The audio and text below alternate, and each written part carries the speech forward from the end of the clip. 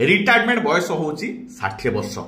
Generally आपण मैंने mark करेंगे रिटायरमेंट पर माने 60 वर्ष पर किसी किसी लोकंकर नुआ डायबिटीज डेभलप करे, ब्लड प्रेशर बाहर, किडनी प्रॉब्लम बाहर, मेमोरी लॉस हुए, स्किन लुचाकुचा ही एजिंग इफेक्ट पड़े आसे, बार बार इन्फेक्शन हुए, बॉडी इम्यूनिटी कमी जाए।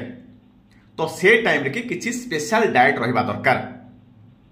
एई सबु रोगरु दूरेई रहिबा पई फल फल देह पई बहुत उपकारी।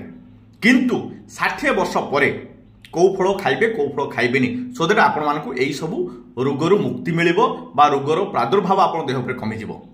5टी फल कौ 5टी फल खाइबे कौ 5टी फल खाइबेनी ता उपरे वीडियो करी मु डॉक्टर चंदन पात्र आम यूट्यूब चैनल खुशी डायबिटीज केयर की अपलोड करेछि, जोटा आसंता शुक्रवार दिन 2टा बेले लाइव हो प्रीमियर शो।